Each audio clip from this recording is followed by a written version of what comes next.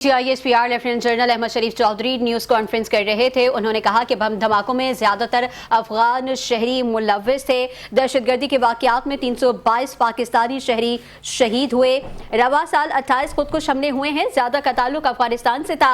2084 दहशतगर्दों को जहन्नुम वासिल भी किया गया। इस वक्त हमें ज्वाइन किया है senior anchor person Aftab Mugheri ने। बहुत शुक्रिया सर आपके कीमती वक्त का। आफ्ताब मुगैरी साहब, आपने भी ये न्यूज कॉन्फ्रेंस सुनी होगी, काफी डिटेल में डीजी ISPR साहब ने ये आज न्यूज कॉन्फ्रेंस की है। अच्छा, उन्होंने बहुत सी बातें की हैं, लेकिन आज उन्होंने जो मीडिया से और सोशल मीडिया की कुछ चीजें हाईलाइट की हैं और साथ ही उन्होंने बताया है कि हमने भारत की तबीयत बहुत अच्छे से साफ की थी। इस बार जो तरीका है वो थोड़ा बारीक है, तो ये जो बारीक तरीकेकार है इसमें थोड़ी रोशनी डालिएगा। बहुत शुक्रिया शहजादी। यकीन तौर पर एक तवील प्रेस कॉन्फ्रेंस थी आज डीजी ISPR की और उन्होंने मुख्तलिफ बलूचिस्तान से लेकर कश्मीर से लेके मुल्क के अंदरूनी मामलात और ख़ास तौर पर अफगानिस्तान और इंडिया और ख़ास तौर पर MSC इंटरनेशनल की जो रिपोर्ट सामने आई है, जिसमें वाज़ेह तौर पर उन्होंने खदशात का इजहार किया है कि गजा में जिस तरह से कत्लो गारत हो रही है इसराइल की जानिब से, उसमें जो है हिंदुस्तानी साका जो है वेपन और हथियार जो है इस्तेमाल हुए हैं उस पर भी उन्होंने आज बात की है। मगर जो बारीकी वाली बात है, यकीनी तौर पर इस वक्त रॉ जो है बारीकी से कोशिश कर रहा है कि किसी भी तरह पाकिस्तान के अंदरूनी हालात जो है वो खराब करें। तो पाकिस्तान ने भी वही उनकी ही जो है जो कह सकते हैं कि फार्मूला अपनाया है कि बारीकी से काम उतारना। जैसे कि डीजी ISPR ने बताया कि उन्होंने जो है एक जगह पे जो है अफगानिस्तान में जखीरा किया था उन हथियारों का, उन जो है ठिकानों का जिनका पता लगा और उन पे जो है हमला किया। फिर हिंदुस्तान भी उस पे चिल्ला उठा और अफगानिस्तान भी चिल्ला उठा कि यहाँ पर जो है मनशियात के जो है मरीज थे और यहाँ पे ऐसी सूरत हाल नहीं थी। मगर वो माजी के इंटरव्यूज भी जो है डीजी ISPR ने दिखाए कि जिस तरह से शोले जो है वहां से भड़क रहे थे, जिस तरह से बमबारी हुई और वहां पर जो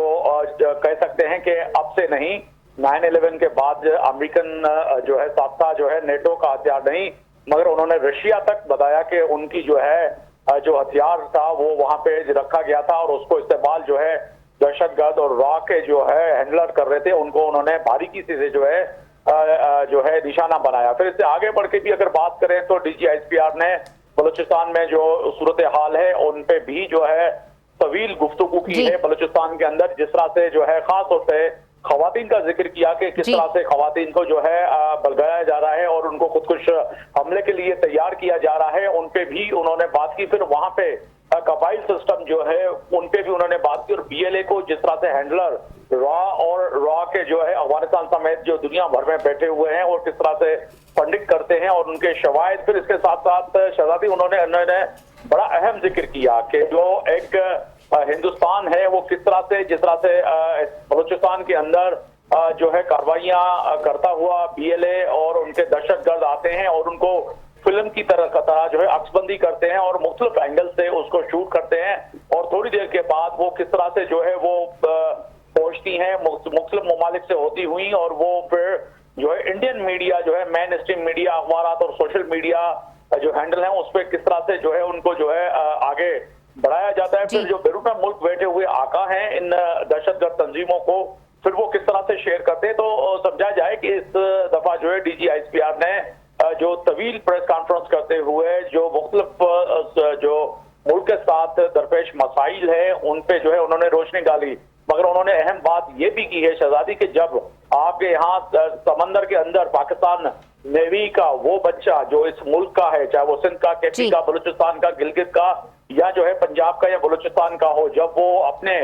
मुल्क की दिफा करने के लिए जब समंदर में जाता है तो वो उस वक्त सोच लेता है कि मुझे शहीद होना है। जब एयरफोर्स का जवान जो है पायलट जब फिजा में जब उड़ता है तो वो इसी नियत से जाता है कि मुझे शहीद होना है और दुश्मन को मारना है। तो समझा जाए कि सरहद पे खड़े हुए उन्होंने सिपाहियों का भी जिक्र किया। तो उनके साथ साथ बलूचिस्तान में जिस तरह से खवातीन के जो पुलिस है उनके ऊपर जिस तरह से कातलाना और खुदकुश और बुज़दिलाना हमलों में शहादत हुई, तो उन्होंने 1 मिनट की जो है जब सहाफियों से गुफ्तगू की कि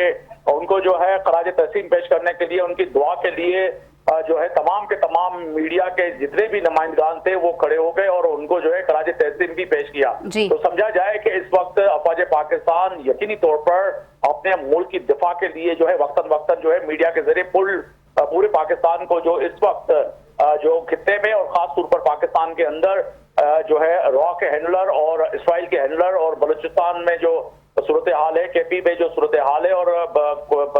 खास तौर पर जो है अफगानिस्तान में जो सूरत हाल है उससे वक्तन वक्तन जिस तरह से आगाह करते आते हैं DGISPR, मगर आज उन्होंने वाज़ेह तौर पर बता दिया कि 1972 से लेके अब तक जो आबादी का जो सिलसिला था वो किस तरह से बढ़ा और किस तरह से दहशतगर्द आगे बढ़े, मगर कौम ने किस तरह से अपने आर्म फोर्सेस और सिक्योरिटी फोर्सेस और अफवाज पाकिस्तान के साथ शाना बशाना खड़े होके और इस बुज़दिल दुश्मन से जो उन्होंने लड़ाई लड़ी है वो बड़ी अहम है। जी अच्छा, आफ्ताब मुगर्री साहब, एक बात और उन्होंने कही कि मौलिका हक में हिकमत अमली नाकाम होने के बाद बलूचिस्तान में नजरें जमाई गई हैं, तो ऐसा क्या है, क्या रीजन है कि क्या बलूचिस्तान में उन्हें बहुत आसान हदफ लगता है? वहाँ के चाहे खवातीन की बात की जाए, चाहे वहाँ के नौजवानों की बात की जाए, उन्हें जो है उनकी जहन साजी करना या उन्हें ब्लैकमेल करना या उन्हें दहशतगर्दी का निशाना बनाना, ये इन लोगों के लिए इतना आसान हदफ क्यों है? सरहदें करीब हैं या उनकी जहन साजी करना आसान है? वजह क्या हो सकती है?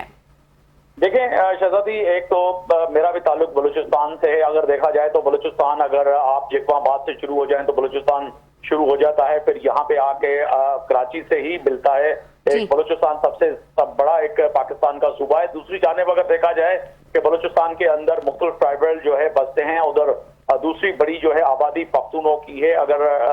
देखा जाए बलोचों के बाद। मगर इसके साथ साथ जो खवातीन हैं बलोचों के कबाइल का एक उसूल रहा है कि कभी भी अगर आपकी किसी के साथ लड़ाई हो जाए, अगर आप के किसी के साथ कोई कत्ल गारत भी हो जाए, कि बच्चियों को अगर आप ले जाएं तो वो खून तक बख्श देते थे। मगर इन बलोचों ने जो नाम नेहाद रॉ के जो हैंडलर हैं उन्होंने इन रवायतों को भी जो है पामाल करते हुए अब अपनी उन बेटियों की जेनसाजी कर और पाकिस्तान की अफवाज और पाकिस्तान के मासूम शहरियों के खिलाफ जिस तरह से वो इस्तेमाल कर रहे हैं वो इस वक्त काबिल तफसील है। मगर इसके साथ साथ अफवाज पाकिस्तान को खराज तहसीन पेश करते हुए यकीनी तौर पर उन्होंने कई खवातीन को इन खुदकुश हमलों से निकाला है। जिस तरह से DGISPR ने उनके इंटरव्यूज भी दिखाए कि किस तरह से उनको जो है जिनसाजी की जाती थी, किस तरह से उनको ले जाया जाता था और किस तरह से वीडियोस दिखाकर जो है और बताया जाता था कि हमें आजादी चाहिए। और जिस तरह से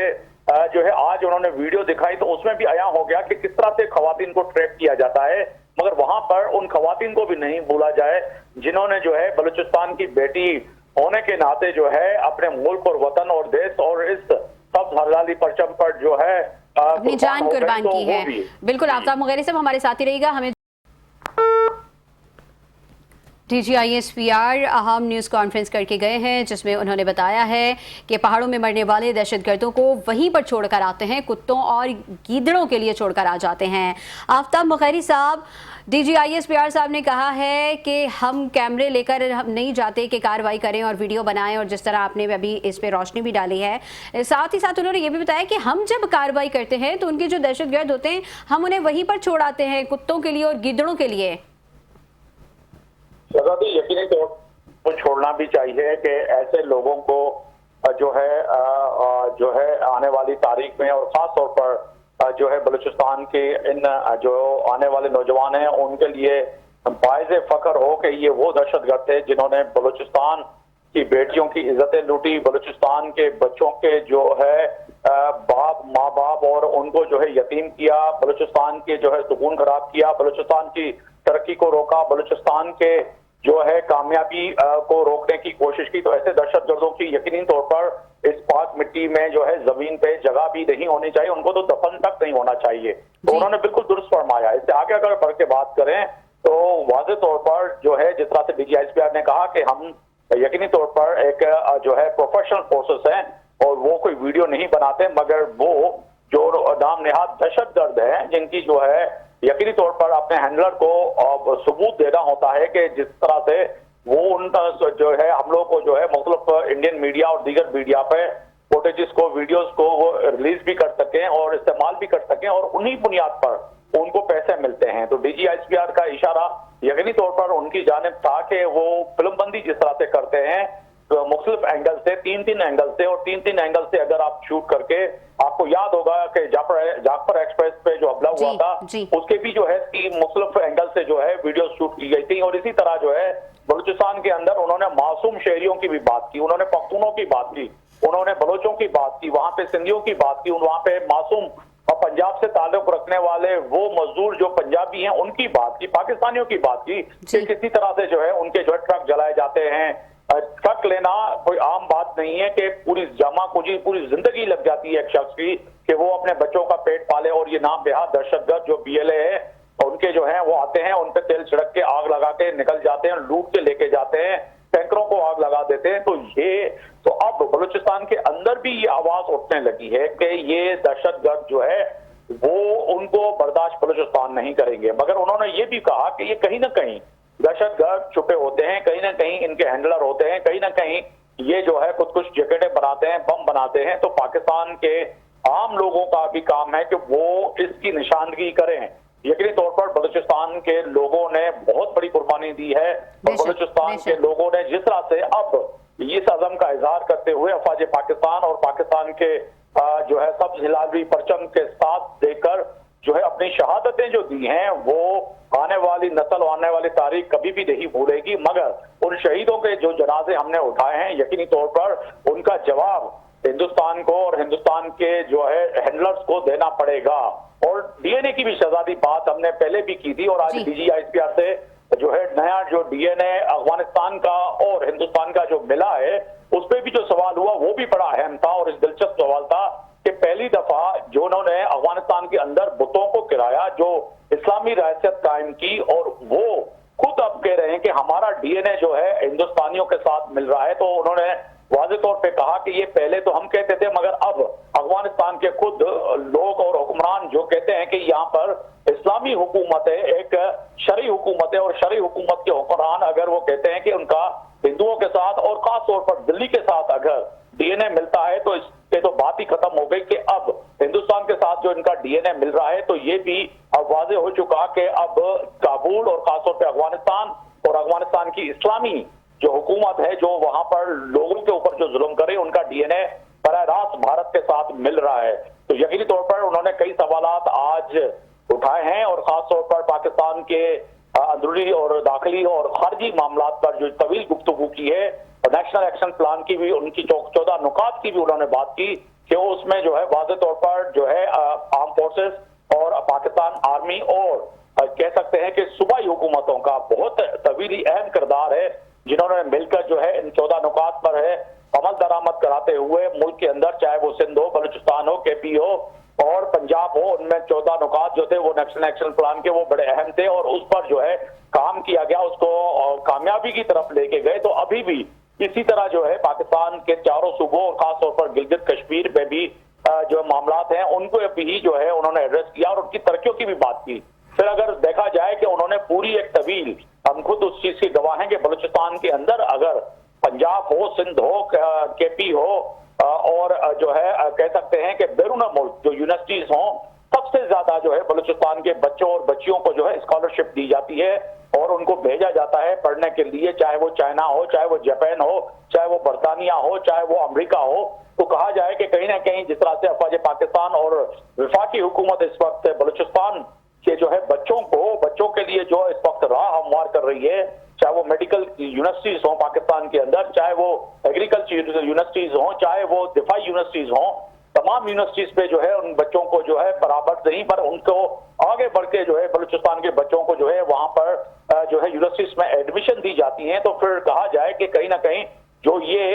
फितनाल खारिज और उनके हैंडलर जो सोशल मीडिया पे ये चीज फैलाते हैं कि बलूचिस्तान में एहसास महरूमी तो उनको नजर आती है, मगर बलूचिस्तान के बच्चे जो आज जामिया कराची में पढ़ रहे हैं, सिंध यूनिवर्सिटी में पढ़ रहे हैं, जो है पंजाब यूनिवर्सिटी में पढ़ रहे हैं, कायद आजम यूनिवर्सिटी इस्लामाबाद में पढ़ रहे हैं, इसी तरह जो है चाइना और मुझे खुद पता है कि जापान के अंदर जिस तरह से बच्चे जो है इस वक्त तालीम हासिल कर रहे हैं, तो उनके माँ बाप को तो उनको पाकिस्तान होने पर और पाकिस्तानी बच्चे जो बैरून मुल्क पढ़ रहे हैं उन पर फख्र है। मगर ये हैंडलर जो है, जो रॉक है जो है, वो बारहा इस नेगेटिव को फैलाने की कोशिश करते हैं कि किसी भी तरह ये बात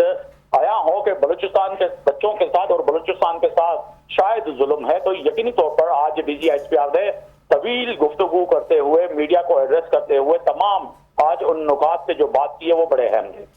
अच्छा, आफ्ताब मुखर्री साहब, एक और उन्होंने बात की कि 300 से ज्यादा भारतीय वेबसाइट्स जो हैं वो बलूचिस्तान से मुतालिक दहशतगर्दी का बयानिया चलाती हैं, जबकि दूसरी तरफ देखा जाए तो 1000 से ज्यादा सोशल मीडिया अकाउंट्स भी हैं जो भारतीय बयानिया प्रमोट करते हैं। तो क्या भारत के पास अपनी कारकर्दगी बढ़ाने के लिए, बेहतर करने के लिए वक्त,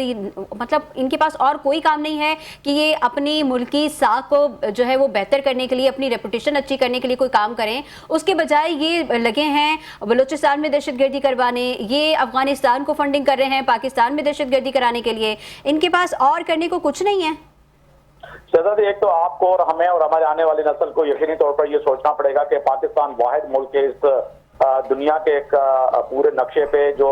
इस्लामी जमहूरियत पाकिस्तान है, जो एक न्यूक्लियर ताकत रखता है। तो यकीनी तौर पर इसराइल और हिंदुस्तान कभी भी नहीं चाहेगा कि पाकिस्तान के अंदर हालात बेहतर हों। और आपका जब दुश्मन जब कोशिश करता है, जब मीडिया वार में जो है कहीं ना कहीं इन चीजों को बयानी को बयान करता है, तो वो तो आप और हमें समझना आना चाहिए कि वो चाह क्या रहे। मगर अमूमन हम हिंदुस्तान के टीवी चैनल पे देखते हैं कि अगर उनके नल में पानी ना आए तो भी पाकिस्तान इन्वॉल्व होता है कि आलू और बैंगन और टमाटर महंगे हो जाए तो उसमें भी वो पाकिस्तान को ही ढूंढते हैं। तो उससे जो है हिंदुस्तान के आम हमारे जो दोस्त हैं, काफी दोस्त हैं जो हमसे बात करते हैं, तो हम वो कहते हैं हमारी जो एटीट्यूड पॉलिसी है, हम खुद तंग आ गए हैं।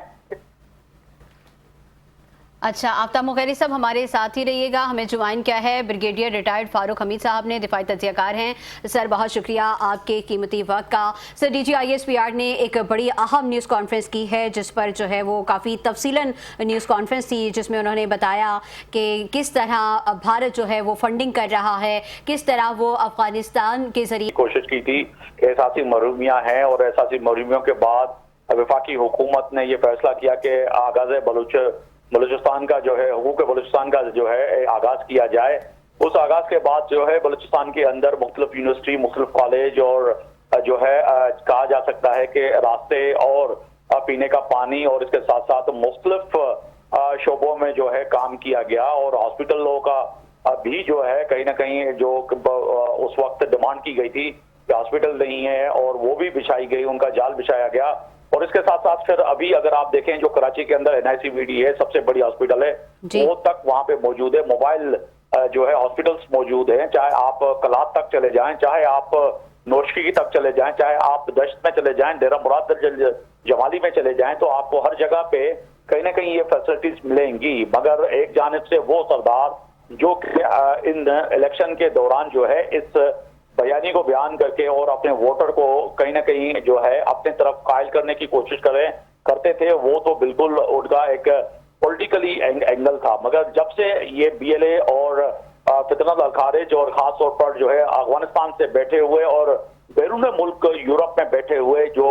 भगोड़े यहाँ से दहशतगर्द बलोच हैं जो इसको हैंडल कर रहे थे, उन्होंने फिर इस बयानी को एडॉप्ट किया और एडॉप्ट करने के बाद जो है अपने लिए उस बयानी को इस्तेमाल किया कि बलूचिस्तान की महरूमी, बलूचिस्तान में जो है सूरत हाल खराब, उस बयानी को फिर फरोग दिया। जब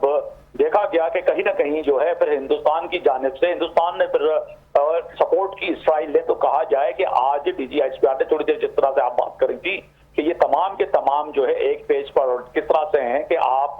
इसराइली मीडिया उठा के देखें कि उसी दिन वही खबर वहां पे भी नशर होती है और उनकी वेबसाइट पे होती है, और उसी दिन जो है हिंदुस्तान के टॉप चैनल जितने भी है और नीचे तक जो है एक जो है उनको स्क्रिप्ट दी जाती है, वो भी उस बयानी को बयान करते हैं। तो फिर मुख्तलिफ बलोच जो रहनमा, जिसको रहनमा तो मैं नहीं कहूंगा, दहशतगर्द जो है जो बैरून मुल्क बैठे हुए हैं, फिर उनको वो अपने टीवी चैनल टॉक शोज में लाइव बिठाकर जो है और बलूचिस्तान की जो है मुख्तलिफ बातें करते हैं। इवन के वो तो एक जो है बलूचिस्तान को एक पाकिस्तान से अलग दिखाने की भी जो कोशिश करते हैं, जिसको यकीनी तौर पर बलूचिस्तान के लोगों ने और पाकिस्तान के लोगों ने एक आलमी सतह पर जो है उनका मुंह काला किया है और उसको जो है मुस्तरद कर दिया है। तो फिर समझा जाए कि ये कहीं ना कहीं वो जो है कोशिशें हैं जो कि इस वक्त हिंदुस्तान कर रहा है और उसका। लेकिन आफ्ताब मुखर्री साहब, उन्होंने कहा है कि बलूचिस्तान का मसला वहां के सरदार और एलिट हैं। बिल्कुल, मैंने वही कहा ना, जब मैंने स्टार्ट में ही कहा कि बलूचिस्तान के जो वडेरे और एलीट लोग फैमिलीज हैं वो ही हैं और वो अपने मकासद के लिए, अपने वोटर्स के लिए ये तमाम चीजें इस्तेमाल करते थे। मगर इससे भी आगे बढ़ के अगर बात की जाए तो बड़ी अहम बात यह है कि बलूचिस्तान के जो इस वक्त सरदार हैं, जो वडेरे हैं, चंद मैं इसीलिए कहूंगा कि तमाम सरदारों को, तमाम मोअज़्ज़िज़ीन को आप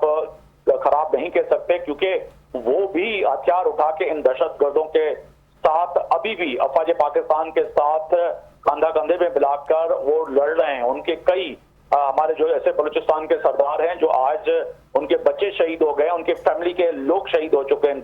को आते। चंद मुट्ठी भर जो सरदार हैं जिनका उन्होंने जिक्र किया कि वो मसला यकीनी तौर पर है, जिनको जो है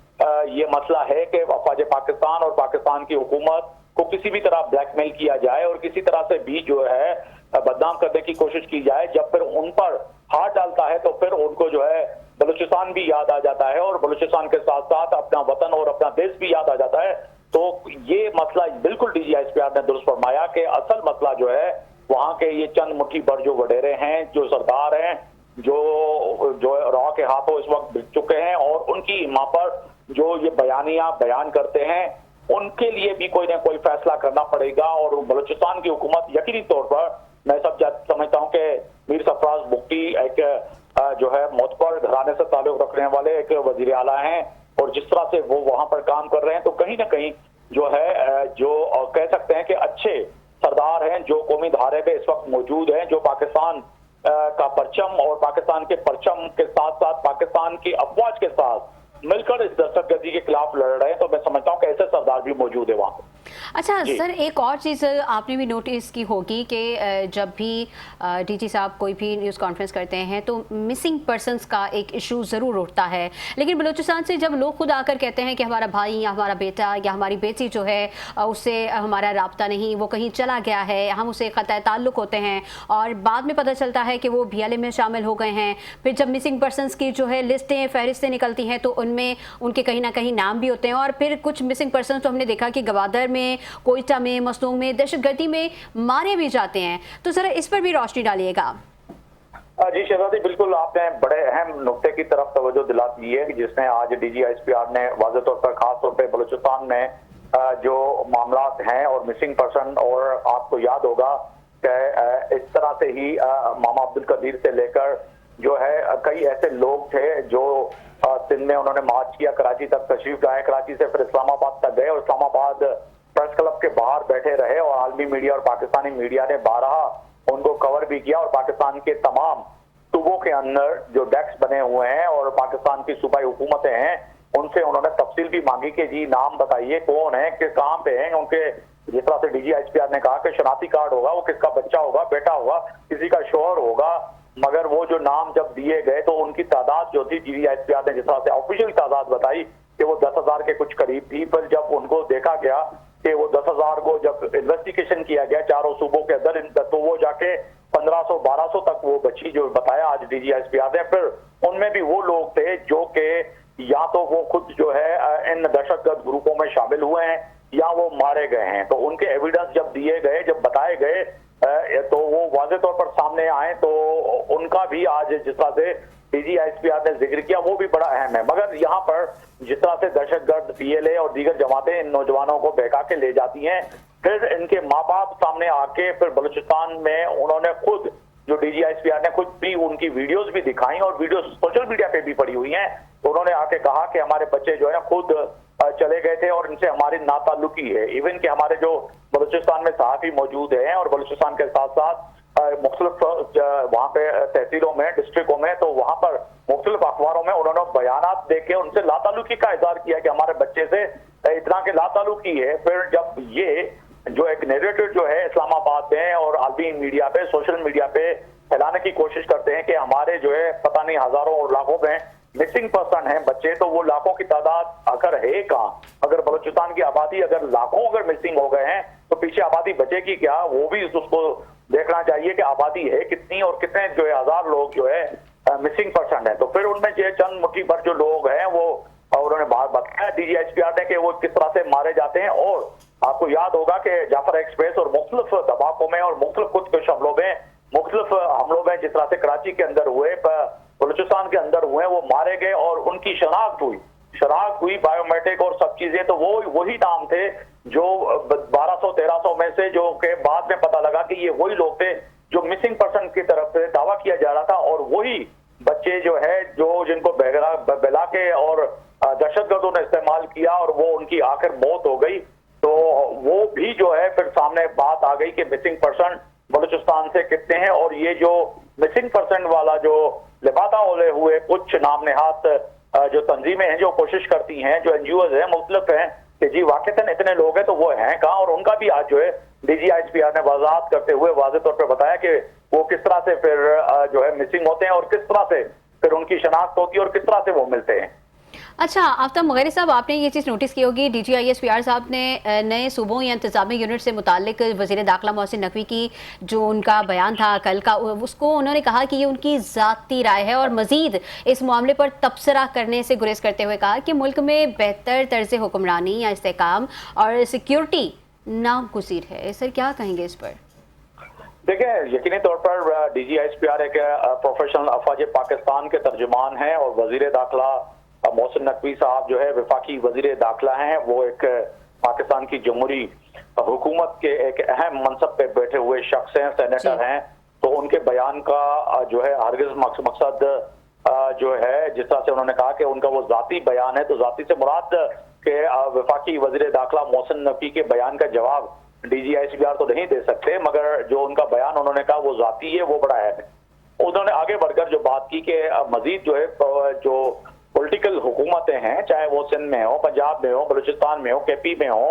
वो खुद फैसला करें और खुद पॉलिटिकल लोग फैसला करें कि उन्होंने करना क्या है और उनके हक में क्या है। उन्होंने आगे बढ़ के ये भी कहा कि आप आवाम से पूछ लें कि वो क्या चाह रहे हैं। अगर मोहसिन नकवी साहब के बयान से उन्होंने जिस तरह से कहा कि उनका वो जाती बयान है, मगर उन्होंने ये भी कहा कि आप आवाम से रुजू करें और पॉलिटिकली लोग ही करेंगे। अगर सिंध में हुकूमत पाकिस्तान पीपल्स पार्टी की है, यकीनी तौर पर वो आवाम से रुजू करेगी कि आप क्या चाहते हैं, और यकीनी तौर पर सूबों का एक दस्तूर और आइन पाकिस्तान के आइन में मौजूद है कि सूबे कैसे बनेंगे। इसी तरह से अगर सिंध में देखा जाए, कानून साज सिंध की असेंबली जो है, जिसमें जो है अराकीन सिंध असेंबली मौजूद है, इसी तरह जो है पंजाब असेंबली में जो है सूबाई असेंबली है, वहाँ पे अपोजिशन मौजूद है, वहाँ पे हुकूमती जमात मौजूद है, इसी तरह KP में, इसी तरह बलूचिस्तान में। तो कहीं ना कहीं उन्होंने जो बात की है तो वाज़ेह तौर पर वो जमहूरी हुकूमत का प्रोसेस है, और जमहूरी हुक्मरान ही फैसला करेंगे कि उनको क्या चाहिए, क्या करना चाह रहे हैं, किस तरह करना चाहेंगे। तो उससे तो अफवाज पाकिस्तान का या फिर DGISPR का बराह रास्त या बिलवास्ता कोई भी